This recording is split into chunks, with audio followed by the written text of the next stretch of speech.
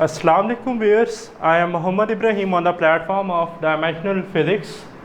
Students, आज हम discuss करेंगे chapter number 13 current electricity topic maximum power output delivered to the load resistor.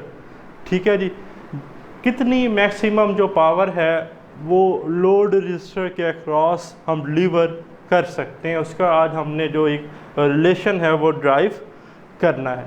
ठीक है जी, तो consider we have a circuit that consist on a cell और battery whose internal resistance is R, ठीक है जी, and EMF is E and connected with the external load resistance R by a switch S। ठीक है जी, हमारे पास एक circuit है जिसमें आपने देखा कि एक EMF लगी हुई है, ठीक, सेल और बैटरी है, उसकी इंटरनल रेजिस्टेंस R है जिसमें स्टेडी करंट जो है वो I है, वोल्टमीटर के साथ कनेक्टेड है, और जो एक्सटर्नल रेजिस्टेंस है हमारे पास वो R है। ठीक, तो सेम यही सर्किट हमने इससे प्रीवियस लेक्चर में भी डिस्कस किया डिटेल में, जब हमने EMF और पोटेंशियल डिफरेंस में डिफरेंस किया। तो लिंक आपको जो है वो वीडियो के डिस्क्रिप्शन में मिल जाएगा।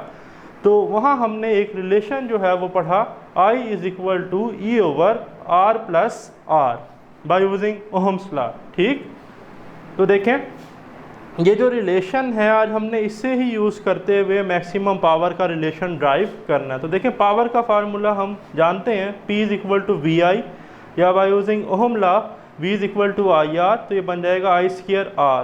तो ये जो रिलेशन है I square R equation 2, first equation की वैल्यू इस 2 में पुट कर दें, put value of 1 in equation 2। तो देखें आप इधर देख रहे हैं पुट इक्वेशन 1 इन 2। सो जो हमारे पास पावर का रिलेशन है वो था I स्क्वायर R, I की जगह आ गया E over R plus R into, ठीक है जी, हमारे पास R आ गया और उसका होल का स्क्वायर था तो इसलिए इसके ऊपर भी स्क्वायर लगा हुआ। तो जैसे स्क्वायर ओपन करेंगे तो बन जाएगा E square R over R plus R का होल स्क्वायर। तो स्टूडेंट ये फार्मूला आपने पढ़ा हुआ है A प्लस बी का स्क्वायर जो कि बराबर होता है A square plus B square plus 2ab। तो बाय यूजिंग दैट फार्मूला मैं लिख सकता हूँ ना r प्लस आर स्क्वायर को R square into R square plus 2r into R. तो देखें ये आ गया क्लियर। अब आप देखें इस स्टेप में मैंने क्या किया है स्टूडेंट, ये जो है ना आर स्क्वायर प्लस 2r, ये तो एज इट इज़ यहाँ तक ब्लैक में लिखा हुआ है। ये आगे देखें मैंने plus 2r into R minus 2r into R खुद से ऐड किया। अब वैसे तो ये कैंसिल करके दोबारा क्या हो सकता है, ये फैक्टर यही बन जाएगा ना, लेकिन यहाँ इसके पीछे एक रीज़न है, आपको नेक्स्ट स्टेप में वो पता चल जाएगी। देखें अब जिनको मैंने ब्लूली क्या किया हुआ है जी, अंडरलाइन, तो ब्लू में इधर मैंने किया हुआ है आर स्क्वायर और इस वाले स्मॉल आर स्क्वायर को, ये वाला 2r भी इधर रहने दिया और ये जो इधर एडिशनल 2r था ये भी रहने दिया।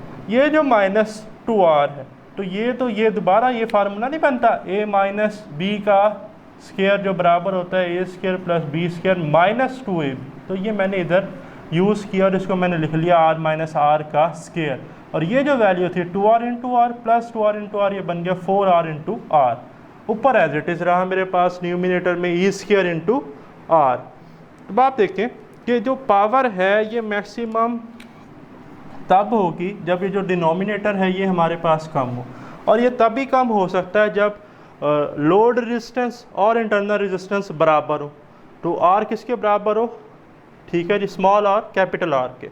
तो पुट कर दें जी, इधर कैपिटल R था तो मैंने स्मॉल r जो है वो पुट कर दिया है। ठीक, बाकी फैक्टर्स सेम तकरीबन, तो आप देख रहे हैं कि कैंसिल हो गया, तो यहाँ तो आ गया 0 प्लस 4r इंटू आर, तो ये बना E square R over 4r into R. तो ये कैपिटल R से कैंसिल हो गया, तो मेरे पास रिलेशन आ गया P is equal to E square over 4r।